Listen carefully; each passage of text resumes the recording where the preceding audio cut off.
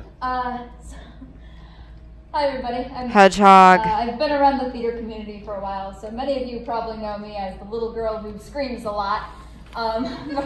Today I'm hopefully here to entertain you with comedy because I'm not very smoking hot, so I have to be funny instead. So today I'm here to tell you about one of the strangest things that has ever happened to me, and that is the story of how I met my boyfriend. It's like that one show. So all of you are the kids, and I'm the old fart who takes 9 goddamn years to tell them how he met their mom. Hopefully, I won't take quite that long, but I like to talk, so bear with me. So, something many of you might not know about me is that I run a YouTube channel. I do a lot of things on it. Most of them revolve around voice acting. I'm actually wearing channel merch right now. You can find me at an extremely agitated hedgehog. It's really long, I know, I apologize. But when our story begins, it was about mid-January of last year, and I was a college student in Boston. I was not going to stay in Boston because I was not very happy there. I was going to transfer back, but until the end of the semester, I was kind of stuck there. So at that point, I had just about reached 10,000 subscribers, and you know, when you hit 5 figures, you're kind of like an actual YouTuber now. So you have to start thinking about things like your branding. You have to start thinking, gee, maybe I should get a new profile picture that isn't just a stock image of a hedgehog I stole from Google 3 years ago. Problem is, I can't draw. That's why I'm a writer. That's why I got so good at describing things, because I cannot draw for crap. So I was on the lookout for artists. So I had started a Twitter around this time as well, mostly to keep in communication with my fans, but also I was hoping that someone would send me fan art, or that people would send me fan art. And eventually, I opened up Twitter one day, and there it is. This guy, this dude, the Dragon 100, made me a piece of fan art, you know, and I had never heard of him. He never left a comment on my video. I never heard of him at all. I didn't know he existed. But there it was, and it was adorable. I loved it. I sent it to everyone I knew. Okay, to be fair, everyone I knew at the time was my roommate and my mom, but I sent it to everyone I knew. I also shared it and thanked him for the art, and you know, he seemed a little surprised by it. You know, he said, you know, really? You really think it's that good? And I was like, yes. So, you know, he responds again, he goes, okay, you know, if you ever need any art, you know, just hit me up. And this was one of those times where he fully expected me to say, thanks, I will, and then never talk to him ever again. But this came at a very opportune time. So what I said instead was, actually, you know, I really do need a new profile picture. Do you think you could draw me a green hedgehog with Cthulhu tentacles?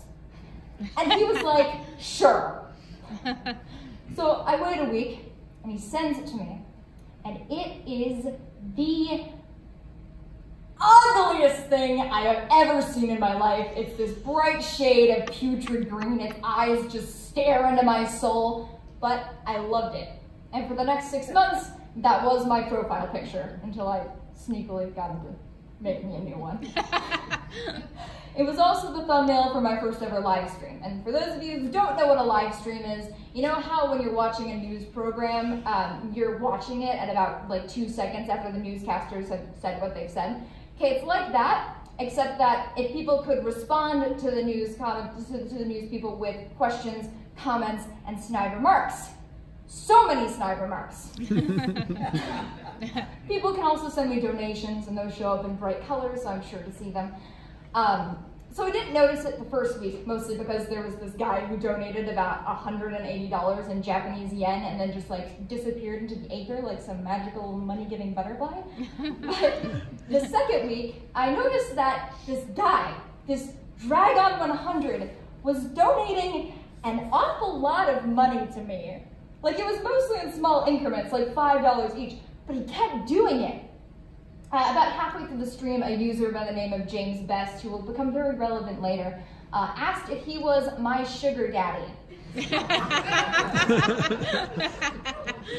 At the time, I just kind of laughed and said, At this point, I guess so. And I bring this up not because he's actually my sugar daddy. He's a broke college student who's about 2 months older than me. But this was how we got acquainted. I told you it was a weird story. So you know, and if anyone else had done this, I would have thought it was significantly more weird. Like, I'm one of those people who didn't really talk online to anyone because it was drilled into my head from a very early age to never talk to strangers online because you will be murdered. Thanks, Mom.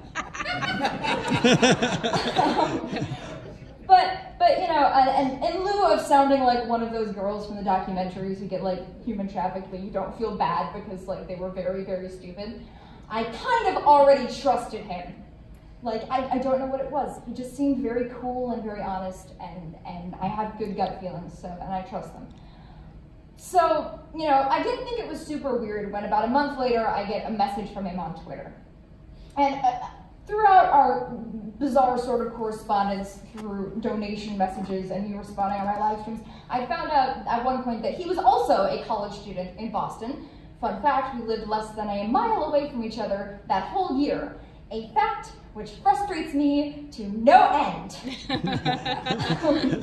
But, so he sends me a message. He says, "Hey Hedgehog," because that's my online pseudonym, whatever.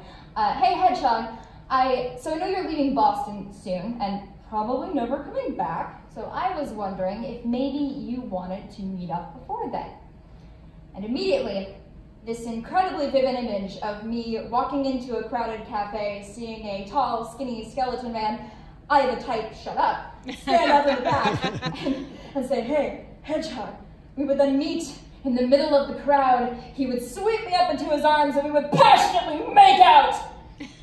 Of course, a split second later, I remembered that I was a socially incompetent dweeb and he was probably a 200-pound weeaboo with a neck beard. Yeah. And even if he was the shaggy-looking dork of my dreams, doink scoop, that was never going to happen. So I chickened out. I said, "Hey, you know, sorry, thank you for the offer, but I don't really actually know who you are, so I'm going to have to say no." I didn't mean any malice by it, and he didn't seem to take any, so we were cool. We were cool as a cucumber. And so a little more time goes by. And it's right before I'm about to leave. The aforementioned user, James Best, offers to start me a Discord server. For those of you who don't know what that is, it's basically a combination between like a chat server and Skype. So like you can have big group discussions in a server over text, or you can have smaller private group discussions through voice and video chat, etc. So James Best acted as a moderator on this Discord server. So his job is essentially to make sure people follow the rules, you know, nobody's a massive tool, etc., etc. He was quickly joined by my roommate Alamise, who had been in a bunch of my videos and on a bunch of my streams, and of course by, everyone say it with me now, the Dragon 100. So I'm leaving. I'm driving halfway across the country. Meanwhile, the three of them are getting together and making plans. Evil plans. So I get back to my parents' house. I'm fully intending to spend my whole summer in their back room making YouTube videos and trying to forget how socially incompetent I actually am. When the three of them message me. They basically say, "So hey, Hedgehog, we want to play Cards Against Humanity on your live stream." And I don't know, for the life of me, why I agreed to play an incredibly revealing game with two strangers I had never talked to before in a room for 3 hours. I think I was very lonely. But I said yes. So we agreed to meet about a half an hour before the stream starts, and I ordered a pizza about an hour in advance so that I'd have plenty of time to eat it, it'd be all good, it'd be low stress, and then the pizza guy got lost on the way there. So the pizza shows up about 5 minutes before I'm supposed to start meeting these guys. So I inhale 2 slices of pizza in 7 minutes. I rush over to the computer and I get in the call and I go, "Hey guys, I'm sorry I'm late." And then I hear a voice. And this voice, it's as if this voice has descended from the heavens to lift me up to their lofted heights, and it says to me, oh, hold on. None of you are going to understand this, but he will later when he inevitably watches this back. So I have to give myself a fake mustache, and now you're all going, "Oh God, he's got a mustache." And I know, shut up. And this voice, you know, it says to me, Oh, hey, no problem.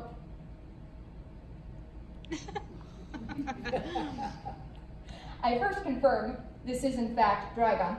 Thus confirmed, I swear I did all of this. I lean back in my spinny office chair, and I just kind of shake my head a little, and I think to myself, oh no, his voice is hot. Little did I know that the rest of our relationship would be just as bizarre as our meeting. Oh, and also, apparently, I have a radar for skinny, sickly-looking white boys, because it's exactly what he is.